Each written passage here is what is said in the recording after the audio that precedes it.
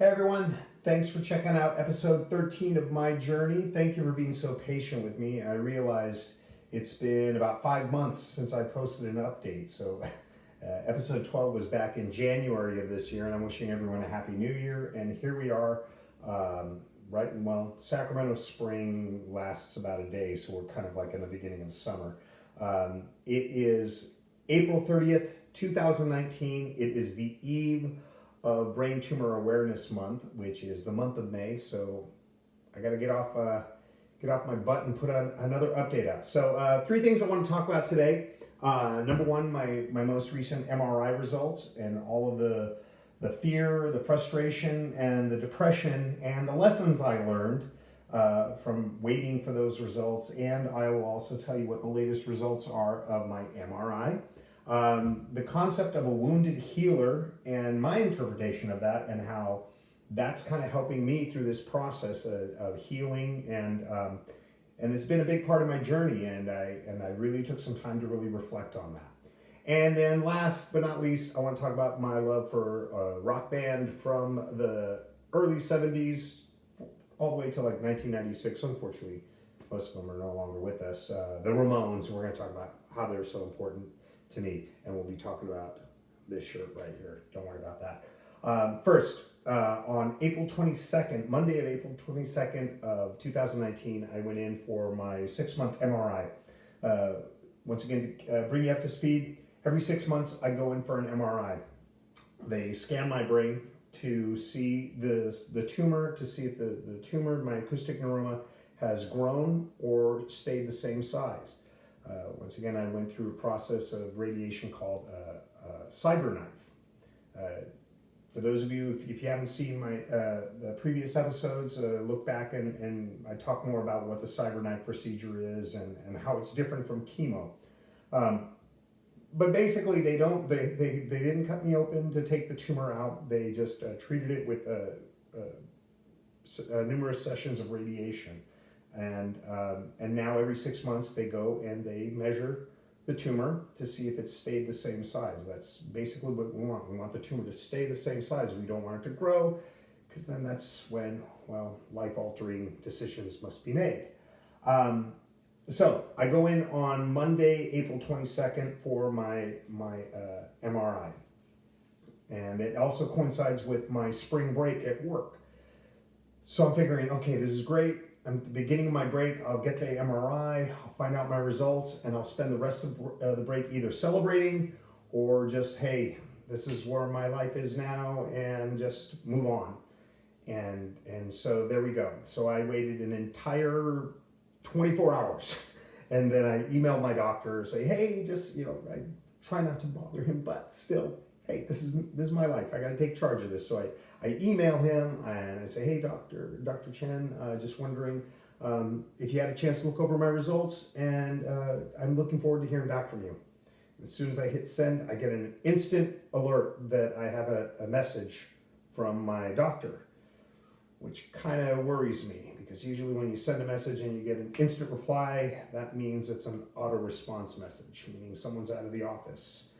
And so I clicked my inbox, and sure enough, it was an auto response saying that the doctor wouldn't be back until the April 26th, which is towards the end of my spring break. So I'm like, great, I got to spend the entire week wondering what's going on. Then something happened. I started falling into a really bad depression, not knowing the answer. It's like, even if I heard bad news, that would have been something. It was the unknown of just not knowing what the answer was. I spent the next few days of my break, I pretty much didn't leave the house. I went from the couch to the kitchen, to the bathroom, to my bedroom. That was my vacation. And it was kind of depressing, finding out that, all my friends were traveling and doing all these fun, wild things, and I just didn't have the energy, and I didn't have it in me to get out and do stuff. And my wife picked up on it, and she would just say, hey, the weather's beautiful, get out, walk the dogs, go for a bike ride, do something. And I'd walk the dogs, and kind of felt good to get out of the house and do that, but then I'd come back down and just be depressed. And then Came to the Thursday, I got on the bike, and when I go for a bike ride, it's not when most people go on bike rides, they're like, oh, I rode 25 miles. No. I usually just ride up to the corner, ride up to the bar and ride back home. Or I rode a bike to a local bike shop and had some parts installed in, and then rode back home. And I pretty much didn't do a whole lot. And the reason was like I said, I was dealing with this depression. Hung out with some friends over the weekend for a friend's bachelor party, so that was nice to get my mind off of that. And then I was excited when I came back on Monday, emailed the doctor again. Hey, welcome back from your trip. Just wondering if you got my, this is me writing. Actually, when I write, I just use these two fingers. Just wondering if you had a chance to look at my results. Looking forward to hearing back. Send. Bing, got an email. Now it turns out my doctor is going to be out of town for yet another week. So, in all honesty, I'm hoping everything's okay. I'm hoping he's not going through some family stuff or anything major. I'm hoping he's just on vacation, and I'm just dealing, and that's just something I have to deal with. So, but I ended up calling the advice nurse and just letting her know what my situation was, and I'm just kind of dealing with this depression of not knowing what the answer is, and is there another doctor on call that's watching his patients that can go over this. So they said yes, we'll forward this message to that doctor. The doctor will get in touch with you. The doctor got back to me the next day and gave me the results. And before I talk about those results, I want to talk about that depression again. I hadn't experienced that kind of depression in a long time. I thought that I'd gone past that. I thought depression was just a period, and once you get past it, you'll never come back to that. But that wasn't the case. I hit rock bottom. And not that I was doing anything harmful to myself. Yeah, I'd have a whiskey or 7, but I just felt no energy, and the weather was beautiful, and I had the house to myself. I could have been outside, enjoying life, but I couldn't get myself off the couch to do that because of that depression. And looking back on that, I feel really bad that I let myself get to that point. And who knows if I hit that point again. But I think the message that I learned is depression isn't something that you just get past and you never come back to. It's something that creeps back often, and you have to handle it. And I'm gonna remember this period of my life. I'm gonna remember this spring break of 2019 because of what I went through, and I'm gonna try my best the next time I hit that point of depression. Try my best to pull myself back out of it. I had a great support system with my wife, and I had a great support system with friends and family who would call and check in on me and see how I'm doing. But it's tough. It's really tough. So the results. The results said that they noticed a slight shrinkage in the size of the tumor. It's a very small. It's not like it's shrunk drastically, but they noticed a small decrease in size, which is even better news than no growth. So I'm very happy about those results. I want to thank the doctors at Kaiser Permanente and all of the technicians there who were fielding my phone calls and my emails, and even my doctor who's on vacation right now, or I hope it's vacation, and I hope you're having a wonderful time, and when you come back, I hope we can touch base and we can talk a little bit more about my health. So there's that. Another concept that I wanted to bring up is something known as the wounded healer. And I'm sorry this video is going to be pretty long, so I have 5 months to make up for, so deal with it. At my work, we went on a retreat and we talked about the concept of a wounded healer. And the wounded healer is it's kind of an oxymoron, but it basically is what it says. That when someone is wounded and they're actually helping others, consoling others, and comforting others. And oh, by the way, it's around feeding time, so if you hear my dogs barking, that's going to be happening soon. And it's something that I found was very important to in dealing with what I'm going through as a brain tumor fighter, having an acoustic neuroma.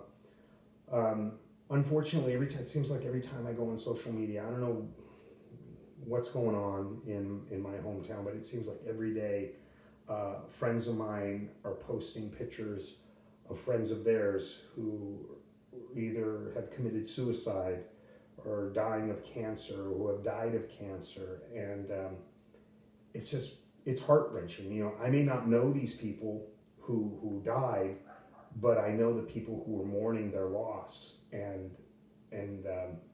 it's kind of weird because with social media, sometimes it's like people will post their condolences on social media, and which is nice, but I sometimes feel like, well, if I do it, am I doing it just so other people see that I'm consoling them, or am I actually consoling them? And so it's really important for me sometimes to not only do that, click the heart at least, or just say, I'm sorry you're going through this, but to try and reach out to them. And that's one of the things that we all have to do. Those of us who are dealing with brain tumors, and we're dealing with acoustic neuromas, that we still have it within us to offer comfort to other people. There's always someone else who's dealing with their own battle. And it's not a matter of, well, I'm dealing with more than they are. No, that's not what it's about. It's really important for us to realize that we still have that within us.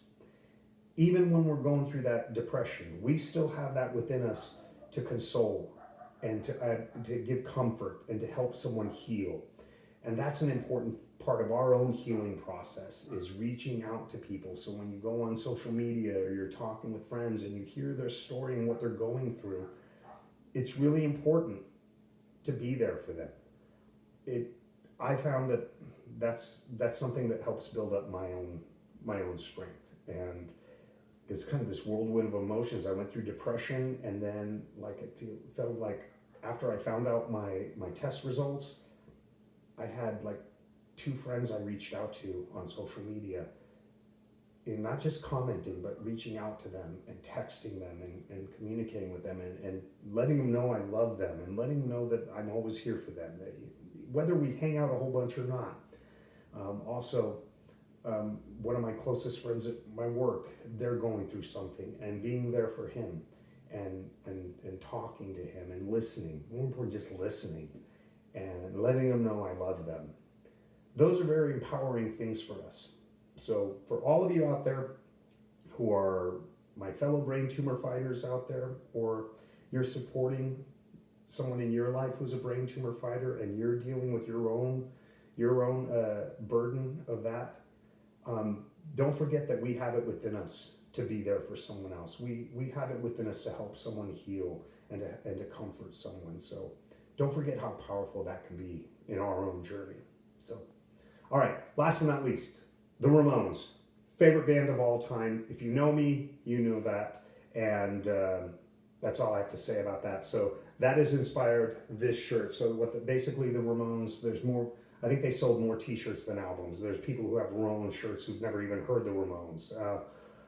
So I figured, well, what would be a great way to prove my love to the Ramones and help an organization that I really believe in, the Acoustic Neuroma Association. So I've got this shirt designed here, Acoustic Neuroma, and normally we would say Ramones and they would list the band members. So I've got Acoustic Neuroma, and we've got radiation, wait and see, surgery, and brain tumor fighter right there. So I've got these on the page. If you go to the store page, they're $25 plus shipping. With this shirt, there's very limited amounts. I think I have 6 small, 6 medium, 6 large, 6 extra large, 3 XXL, and 3 XXX. Very small, a small run of these shirts. And it's $25, but 100% of the proceeds, other than the shipping, is going to go to the Acoustic Neuroma Association. So if this is your first time coming to the page, usually on the store button, I'll tend to always have an Acoustic Neuroma shirt. And more often than not, it's a ripoff of some band. I had a Motorhead, now I've got the Ramones, who knows, maybe the Misfits, maybe the Clash. We'll see what comes up next. But right now, Gabba Gabba Hey, that's all I gotta say. So thanks a lot, everyone. I appreciate you guys sitting through 15 minutes, but I hope it's not another 5 months before I have another update and an episode to share with you. So thank you very much, and to those of you who were there for me to support me at my lowest times, thank you. I love you from the bottom of my heart. And for those of you who let me be there to support you, thank you. I love you from the bottom of my heart. Take care, everyone. I'll talk to you soon.